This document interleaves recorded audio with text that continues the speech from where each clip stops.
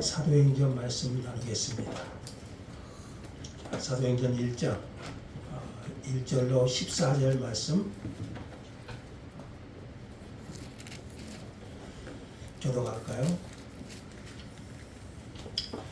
데오빌로여, 내가 먼저 쓴 글에는 무릇 예수께서 행하시며 가르치시기를 시작하신부터 그가 택하신 사도들에게 손으로 명하시고 승천하신 날까지의 일을 기록하였노라. 그가 고난받으신 후에 또한 그들에게 확실한 많은 증거로 친히 살아계심을 나타내사 40일 동안 그들에게 보이시며 하나님 나라의 일을 말씀하시니라. 사도와 함께 보이사 그들에게 공부하여 이르시되 예루살렘을 떠나지 말고 내게서 들은 바 아버지께서 약속하신 것을 기다리라. 요한은 물로 세례를 베풀었으나 너희는 몇 날이 못되어 성령으로 세례를 받으리라 하셨느니라.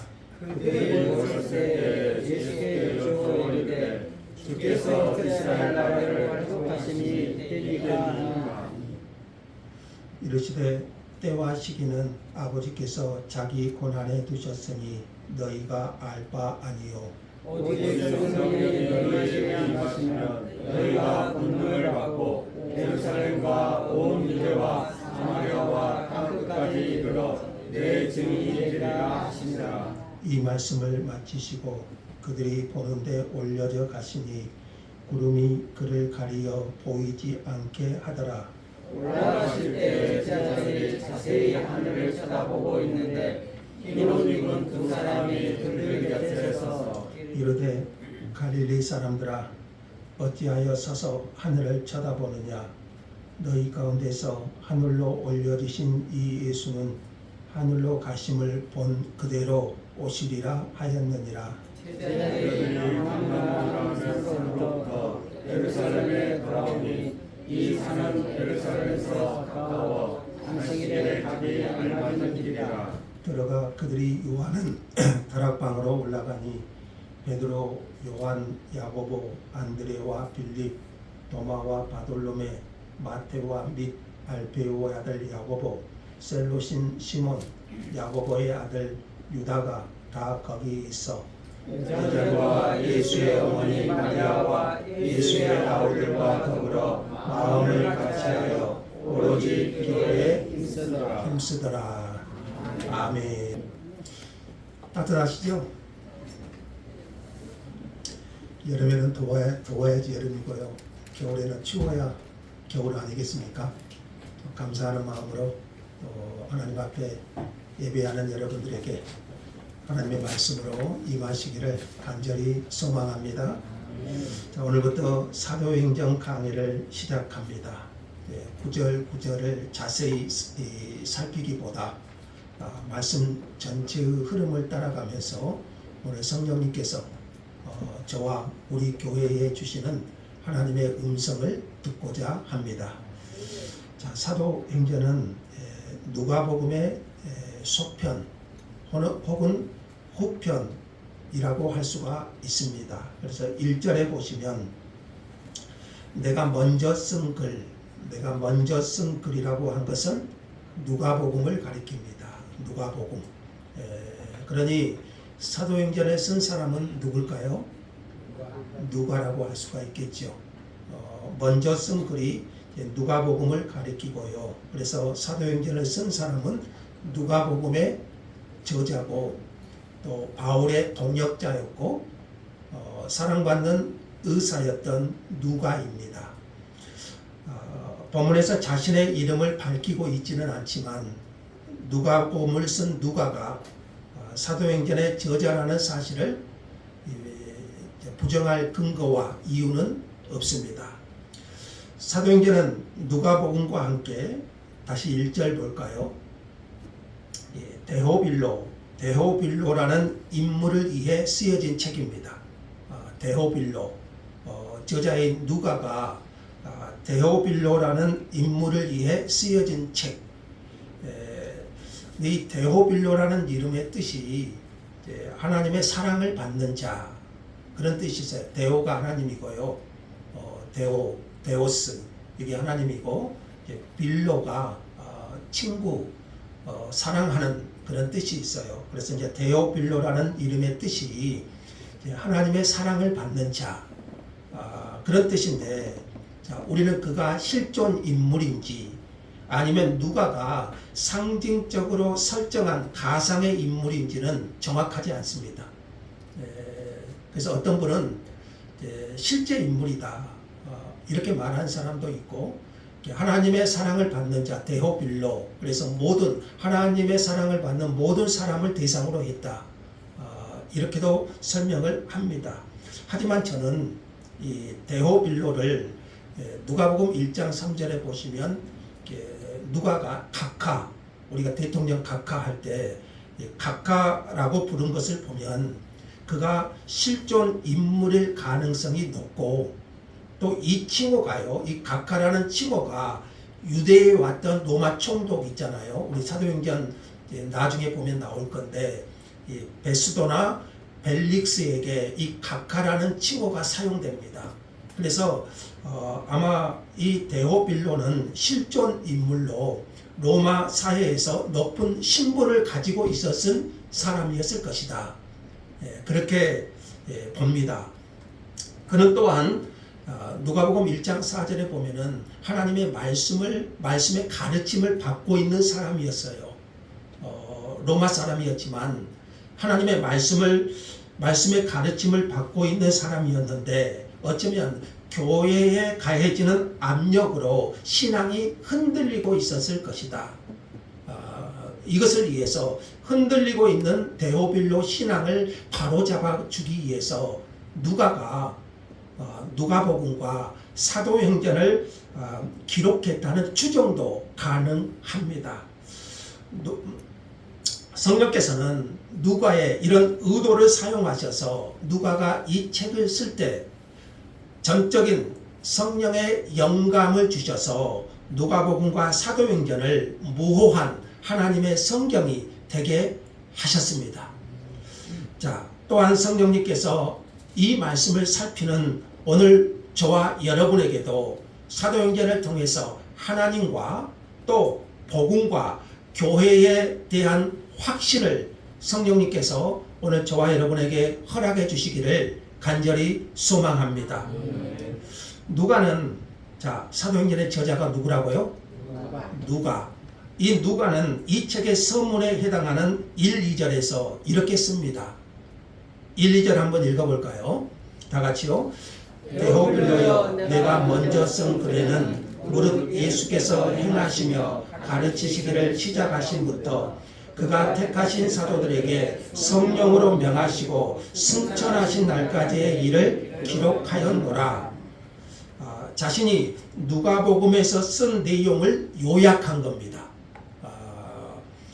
그것은 예수께서, 그러니까 누가복음에서 쓴 것을 요약한 거죠.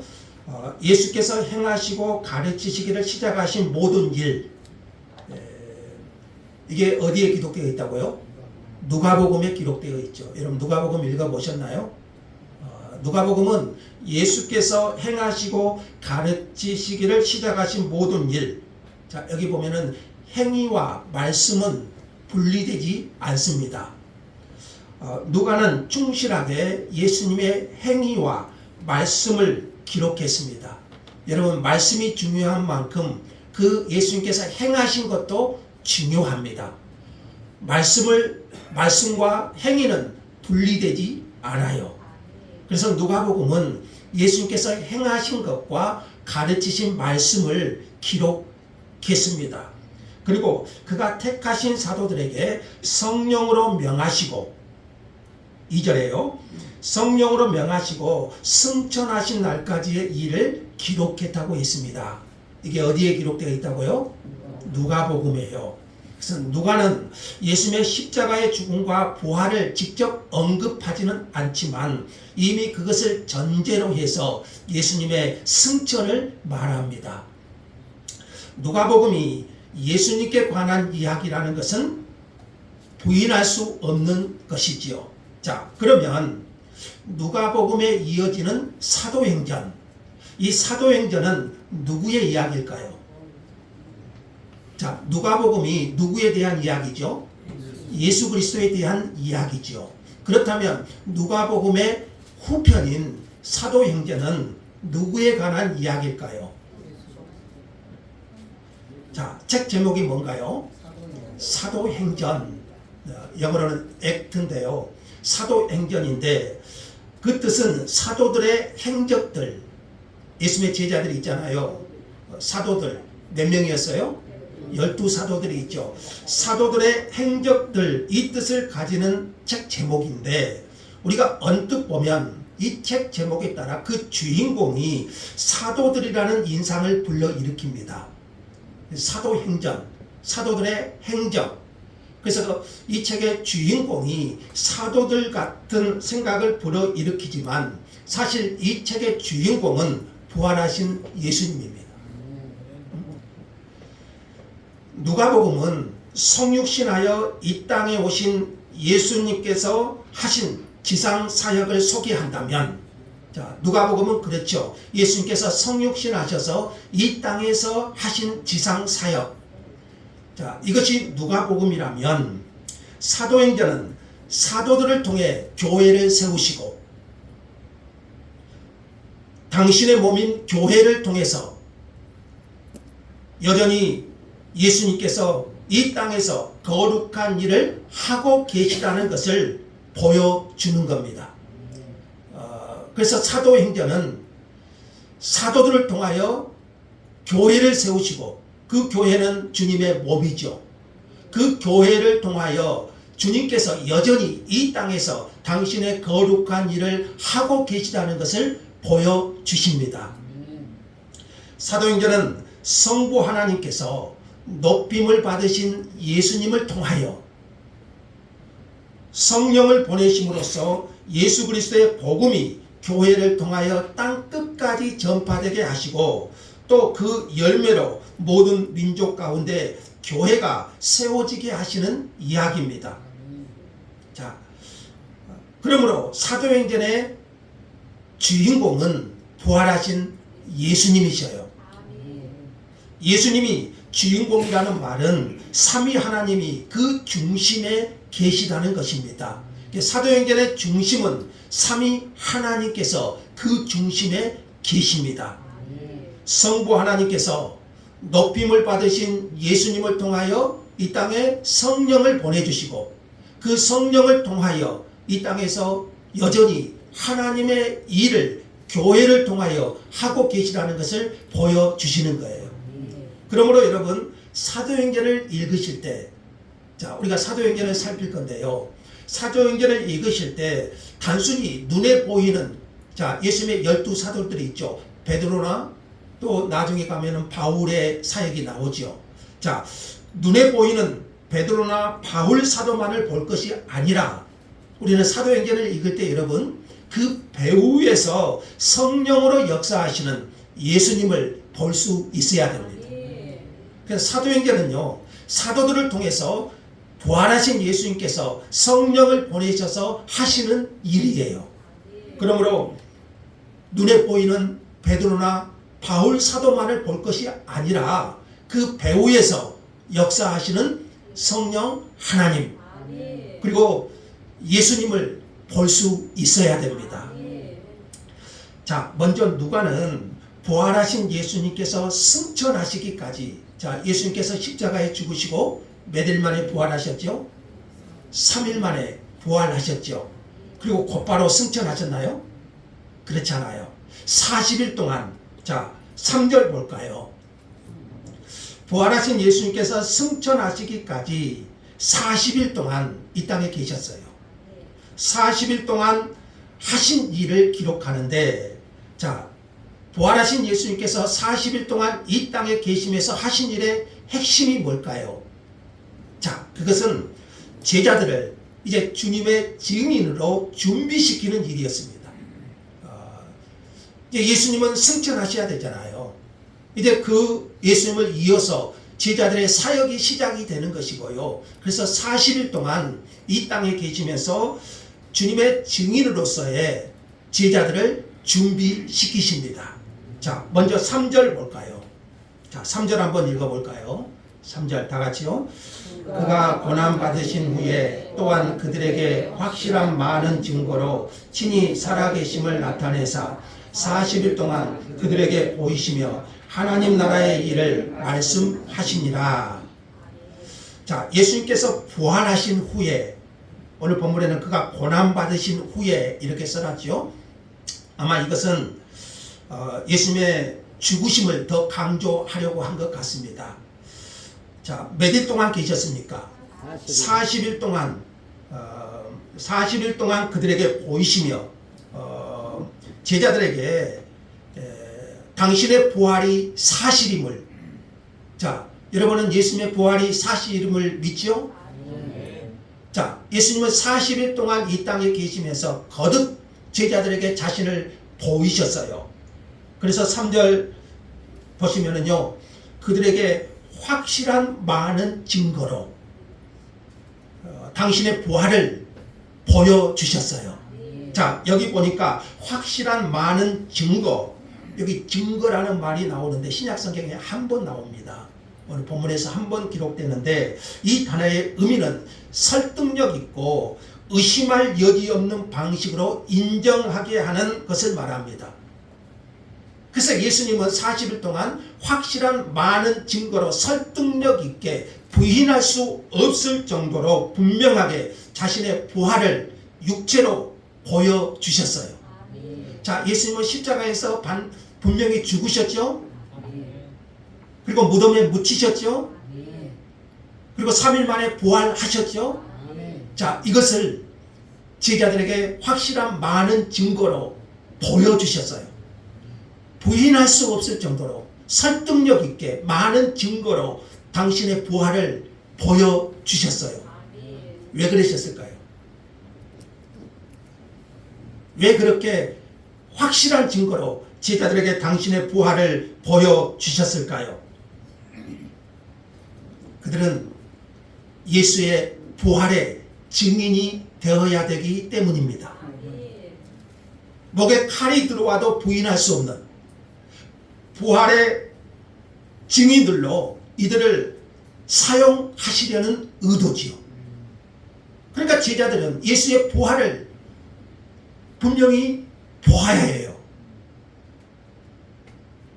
그 확실한 많은 증거로 보았기 때문에 제자들은요, 이제 예수의 부활의 증인들로서 목에 칼이 들어와도 부인할 수 없는 그런 예수의 부활의 증인들로 쓰시기를 이함이었지요.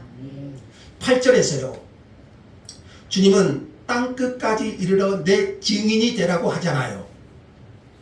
그래서 예수님은 확실한 많은 증거로 증인의 일을 준비시키신 거예요. 자, 우리가 증인이 되려면, 예수의 증인이 되려면 부활하신 예수님을 보아야 되잖아요. 확실한 많은 증거로 부인할 수 없는 그리스도의 부활, 그 십자가와 부활. 그래서 사도들은 예수님의 증인이 되기 위해서 부활하신 그분을 본 사람들이었어요. 이것을 확신하지 못하고 어떻게 예수님의 부활의 증인이 될 수가 있겠어요? 자, 그래서 예수님께서 40일 동안 계시면서 이 땅에서 하신 일은요, 예수님을 자신의 증인들로 준비시키는 일이에요. 첫째는 뭐였어요? 확실한 많은 증거로 자신의 부활을 보여주신 거예요. 자, 두 번째, 예수님의 증인이 되기 위해서 필요한 것은요, 이것이 다가 아니에요. 예수의 부활을 본 것, 이것이 다가 아니에요. 예수님은 사도들에게 분부하기를요, 4절에 보니까요, 이렇게 분부해요. 예루살렘을 떠나지 말고 내게서 들은 바 아버지께서 약속하신 것을 기다리라 그럽니다. 자, 아버지께서 약속하신 것이 뭔가요? 아버지께서 약속하신 것을 기다리라 그럽니다. 그럼 아버지께서 약속하신 것이 뭔가요? 이게 누가복음 24장에 보시면은요, 같이 한번 읽어볼까요? 볼지어다 내가 내 아버지께 약속하신 것을 너희에게 보내리니 너희는 이로부터 능력으로 입혀질 때까지 이 성에 머물라 하시니라. 이게 아버지께서 약속하신 겁니다. 아버지께서 약속하신 것. 그게 뭡니까? 그러니까 예수님의 증인이 되기 위해서는요, 단순히 그들이 많은 증거로 부활을 목격한 것만이 아니에요. 예수님은 이로부터의 능력, 특별한 능력, 이로부터의 능력이 임하는 것이 필요하다고 말씀하셔요. 자, 사도들은 얼마 전까지만 해도 예수님이 십자가에 죽으실 때 제자들의 모습은 어떻습니까? 예수님을 다 부인하고 뿔뿔이 흩어져 버렸어요. 그들은 스스로 겁쟁이임을 드러냈습니다. 3년 동안 예수님을 따랐다면 이들이요, 예수님처럼 죽는 한이 있어도 예수님을 부인하지 않고 예수님의 제자들이 되어야 했잖아요. 근데 예수님이 십자가에 죽으니까 제자들의 모습이 어떤가요? 다 도망가 버렸어요. 스스로 겁쟁이임을 드러냈어요. 아무리 확실한 많은 증거가 있다고 한들 이 겁쟁이들에게 무엇을 기대할 수 있겠습니까? 그래서 주님은 아버지가 약속하신 그 능력을 입을 때까지 기다리라고 하십니다. 자, 우리가 증인이 되기 위해서 예수의 부활을 믿는 것은 중요합니다. 그러나 그것만으로는 부족해요. 오늘 우리에게도 이로부터의 임하는 하나님의 능력이 필요합니다. 인간적인 용기만 있다고 되는 것이 아니에요. 베드로가 한 번은 그랬잖아요. 내가 죽을지언정 주님을 배반하지 않겠다. 근데 그런 베드로가 어떻게 했습니까? 3번이나 예수님을 부인하지 않습니까? 다른 제자들은 볼 것도 말 것도 없지.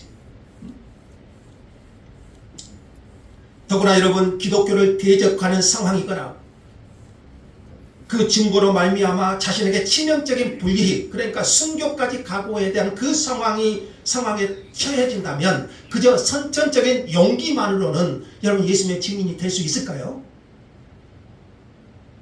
여러분, 인간적인 용기만 가지고, 인간적인 결단만 가지고 그 증거를 할 때 내 목에 칼이 들어오면 여러분 그것을 이겨낼 수 있을까요? 인간적인 용기만 가지고는 안 돼요. 예수님과 맺은 인간적 혈육의 정만 가지고도 안 돼요. 그래서 예수님께서 뭐라고 하십니까? 아버지께서 약속하신 그 능력을 입을 때까지 기다리라, 이렇게 말씀하셔요. 우리는 이로부터 임하는 능력이 필요합니다. 예수님은 그 능력이 어떻게 주어지는지도 말씀하셔요. 자, 그것을 5절에 볼까요? 5절 한번 읽죠. 다 같이요. 요한은 물로 세례를 베풀었으나 너희는 몇 날이 못되어 성령으로 세례를 받으리라 하셨느니라. 자, 성령으로 세례를 받는 거예요. 자, 이로부터 능력이 필요한데 그게 뭡니까? 성령으로부터 세례를 받는 거예요. 요한의 물세례에서, 여러분 우리는 뭐 약식 세례를 하지만 요한의 물세례의 의미는 죄인이 그 물에 잠기는 거예요. 이제 사도들은 성령에 잠기는 것이 필요하다는 거예요. 성령으로 세례를 받는다. 자, 이것은 신학적인 논란이 여전히 있습니다만은 성령 세례. 자, 그러나 이것은 우리가 분명히 말할 수 있는 것은, 여기 말하는 성령 세례는 우리 다음 주에 살피겠지만 2장에 나오는 오순절 성령 강림을 가리킨다는 것은 의심할 수 없습니다. 자, 이렇게 그들에게 성령이 임하시면 그들은 뭘 받을까요? 권능을 받고. 자, 8절에 그랬죠? 자, 이렇게 그들에게 성령이 임하시면 그들은 권능을 받고, 그 권능으로 예루살렘과 온 유대와 사마리아와 땅끝까지 이르러 예수님의 증인이 될 것입니다. 그러니까 여러분, 사도들이 증인이 되기 위해서는 성령의 권능이 임해야 한다는 것이에요. 단순히 확실한 많은 증거로 부활을 본 것을 떠나서 그들에게는 능력이 필요했습니다. 그것은 인간적인 능력이 아니라 성령의 능력이에요. 성령께서 그들에게 부어주시는 권능이에요. 자, 그럴 때 그들은 예수의 증인으로서 어려움에 처해도 그들에게 악한 피해가 와도 그들은 모든 것을 이겨낼 수 있는 힘을 갖게 되는 것이죠. 그리고 우리는 사도행전 전체에서 그 일이 어떻게 일어나고 있는지를 보게 될 것입니다. 자, 누가는 사도들이 예수님의 증인이 되기 위해서 또 하나의 준비가 필요하다고 말합니다. 세 가지를 준비시키는 것을 볼 수가 있는데, 첫 번째는 뭐였다고 했죠? 확실한 많은 증거로 뭘 보여주셨죠? 예수의 부활을 부인할 수 없을 정도로 보여주셨고, 또 하나는 두 번째 가장 중요한 거죠. 성령의 권능이 필요하다. 그걸 강조하셨고, 또 하나 준비를 시키는데, 자, 그거 3절 후반부 다시 보시면은요. 40일 동안 그들에게 보이시며 뭘 말씀하십니까? 하나님 나라 일을 말씀하시니라 그랬습니다. 하나님 나라. 예수님은 그들을 가르치셨어요. 증인으로 준비시키기 위해서. 그런데 그 가르침의 핵심이 뭔가요? 하나님 나라 일이에요. 하나님 나라 일. 자, 사실 복음서에 보면은 예수님께서 가르치신 모든 것이 하나님 나라와 연결되어 있잖아요. 비유를 가르치시고 어떤 기적을 가르치시는데, 베푸시는데, 사실 그 핵심은 하나님 나라거든요. 그리고 지금 제자들에게도 그 하나님 나라의 일을 가르치십니다. 누가복음 24장에 보아도 그 엠마오로 내려간 두 제자들이 있죠. 그 예수님이 십자가에 죽으시고 낙심하여 고향으로 내려간 두 제자에게 부활하신 예수님께서 나타나셔서 성경을 풀어서 그들을 가르치셔요. 그들의 영적인 눈을 열어서 성경을 풀어서 그들을 가르치시니 그들의 영적인 눈이 열립니다. 자, 이처럼 지금 제자들에게 하나님 나라 일을 가르치셔요. 그러면서 그들로 하여금 이 하나님 나라가 무엇인지, 그들 자신이 가지고 있었던 것을 버리게 하시고 하나님 나라의 일에 대해 집중하게 하셔요.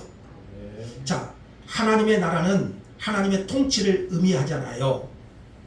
예수님은 부활과 죽으심과 부활로서 온 우주의 왕으로 선포되셨습니다. 시편에 이른 대로 누구든지 그분 앞에 복종하고 입맞추지 않는다면 영원한 지옥의 형벌을 면하지 못할 것입니다. 그래서 시편에는 이렇게 말씀하고 있죠. 같이 읽죠. 그의 아들에게 입맞추라. 그렇지 아니하면 진노하심으로 너희가 길에서 망하리니 그의 진노가 급하시니라. 여호와께 피하는 모든 자는 복이 있도다. 그의 아들에게 입맞추라. 여호와께 피하는 모든 자는 복이 있도다. 이렇게 말씀했어요. 자, 예수님의 증인이 되기 위해서 사도들은 하나님 나라의 일을 알아야 했습니다. 장차 제자들이 나가서 지원해야 될 것이 하나님 나라고요. 하나님 나라의 일에 대해서 제자들은 알아야 했습니다. 하지만 6절에 보니까요, 이 6절에 기록된 사도들의 질문은 그들이 하나님 나라를 오해하고 있다는 것을 보여줘요. 여러분, 하나님 나라를 아신가요? 하나님 나라의 일이 무엇인지를 아신가요? 자, 예수님은 제자들에게 하나님 나라의 일에 대해서 가르치시는데 제자들은 오해하고 있어요. 그 하나님 나라를. 그래서 6절에 보시니까 뭐라고 한가요? 한번 읽어보죠. 다 같이요. 그들이 모였을 때 예수께 여쭈어 주께서 이스라엘 나라를 회복하시니 있겠니까. 그러니까 사도들이 하나님 나라를 오해하고 있다는 것을 보여줘요. 주께서 이스라엘 나라를 회복하심이 이때입니까? 그래요. 자, 그러니까 제자들이 꿈꾸는 하나님 나라는 뭔가요? 이 땅의 낙원, 이 땅에서 이루어지는 메시아 왕국. 제자들은 항상 이것에 관심이 있어요. 예수님께서 로마의 압제에서 자신들을 건져내고 이 땅에서의 이루는 메시아 왕국, 다윗 왕국과 같은 그런 나라를 꿈꾸는 거예요. 이것은 우리가 예수를 믿으면서 이 땅에서의 잘됨, 이 땅에서의 번영, 이 땅에서의 누리는 낙원, 하나님 나라를 그렇게 생각하는 거죠. 이것을 우리는 소위 번영신학 이렇게 말합니다. 이 땅에서 잘 되는 것이죠. 예수를 믿으면 이 땅에서 복받아야 되는 것이다. 근데 여러분, 번영신학은 하나님 나라와는 무관해요. 오늘 한국 교회와는 이런 오해가 가득하고요. 또 어떤 분들은 자신이 지지하는 어떤 정치 지도자가 메시아라도 되느냐, 그런 정치자를 통해서 이 땅에 하나님 나라가 이루어질 것 같은 생각을 해요. 근데 여러분, 그런 지도자는 없어요. 이 땅에서는요.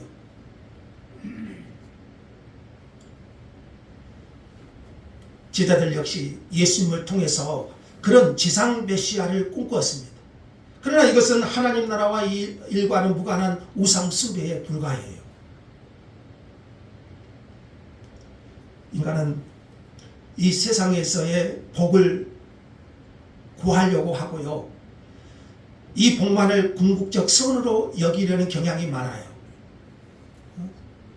예수를 믿는다면 이 땅에서의 잘됨, 이런 것들이 여기는 경향이 굉장히 많아요. 그래서 칼빈은 이런 삶을 가리켜서 뭐라고 말했냐면요. 굉장히 중요한 말을, 의미 있는 말을 했는데, 하나님 나라에서 유배당한 삶이다, 이렇게 말해요. 굉장히 의미가 있죠. 자, 그런 삶을 하나님 나라에서 유배당한 삶, 하나님 나라와는 관계가 없다는 거죠. 유배당한 삶.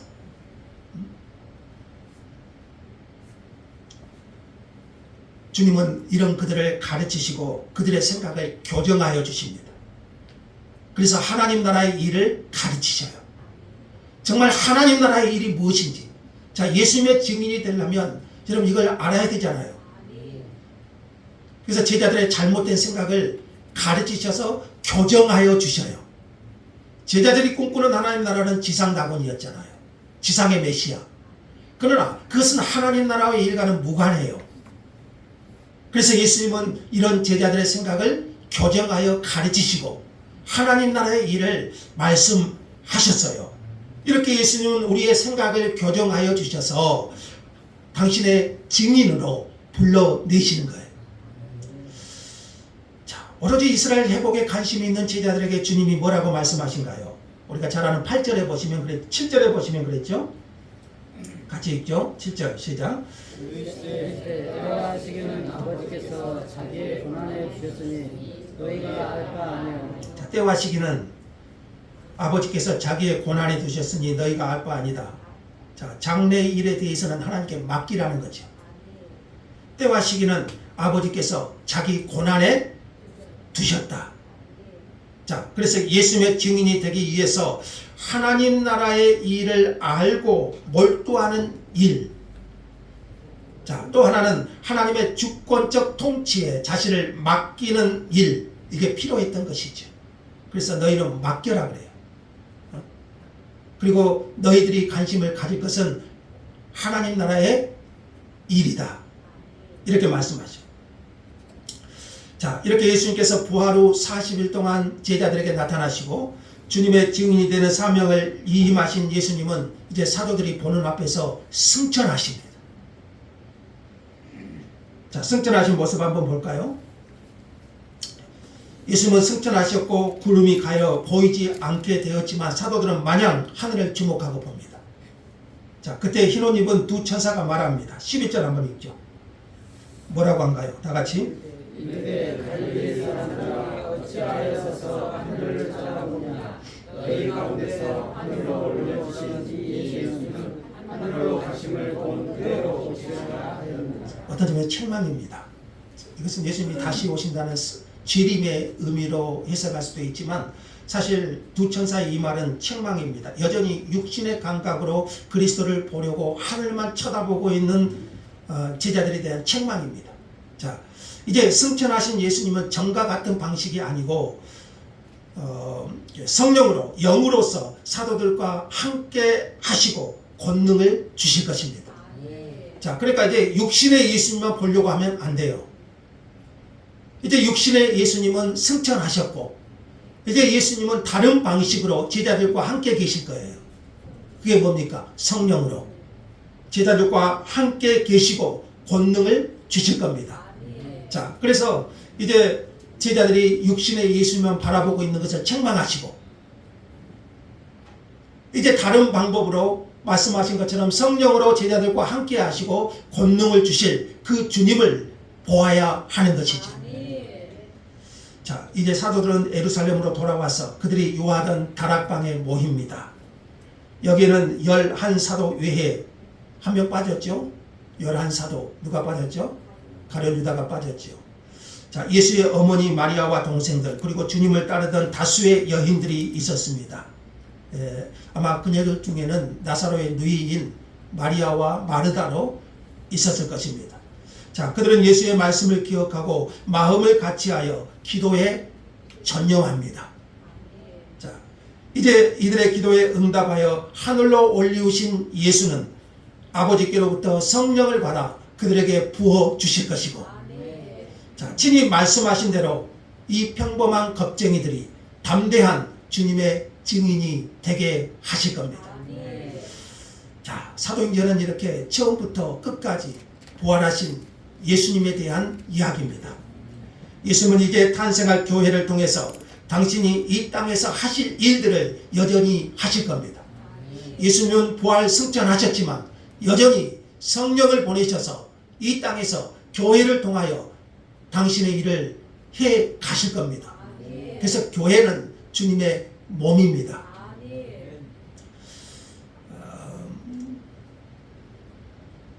자, 우리가 보았듯이 예수님의 증인은 자기의 타고난 능력으로 되는 것이 아닙니다. 증인이 되려면 가장 첫 번째가 뭐였죠? 확실한 많은 증거했는데 그분을 보아야 됩니다. 이것은 사도들이 경험한 똑같은 방식으로 일어날 수는 없죠. 자, 예수님의 제자들은 확실한 많은 증거로 예수의 육체의 부활을 보았죠. 근데 여러분 그렇게 볼 수 있나요? 자, 우리는 제자들과 같은 방식으로 예수를 볼 수는 없죠. 자, 우리는 어떻게 부활하신 예수님을 볼 수 있을까요? 그 확실한 많은 증거로 가르쳤던 그 사도들의 거짓 없는 증언을 통해서 그게 뭔가요? 성경이죠. 성경에 기록된 말씀이죠. 그 성경을 통해서 예수의 부활이 역사적인 사실임을 보고 믿고 말할 수 있습니다. 사도들과 동일한 방식으로 예수의 부활은 볼 수는 없어요.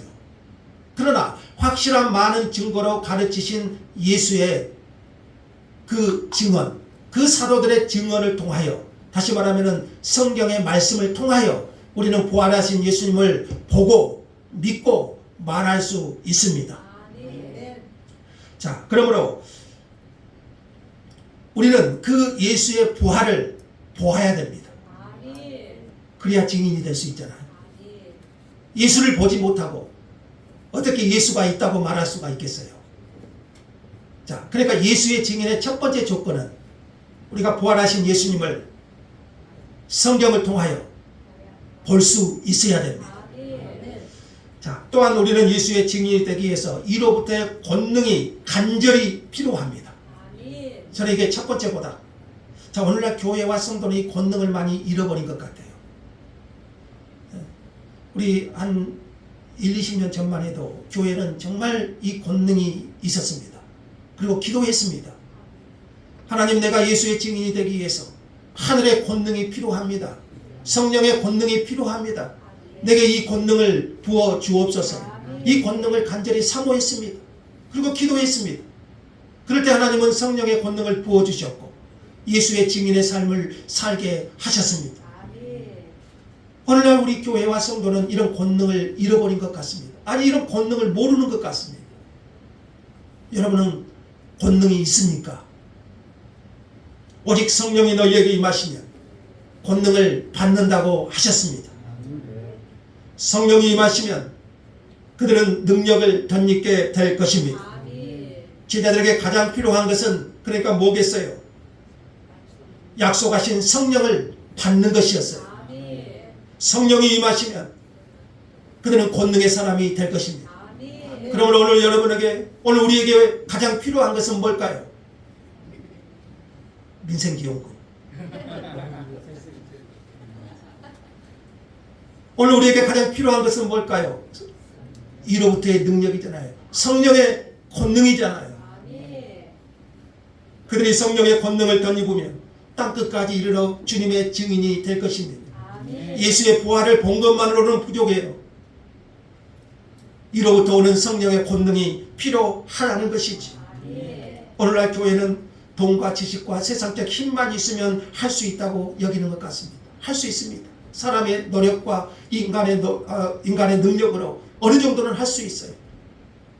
그러나 진정으로 예수의 증인이 되려면 우리는 이로부터 성령의 능력이 필요합니다.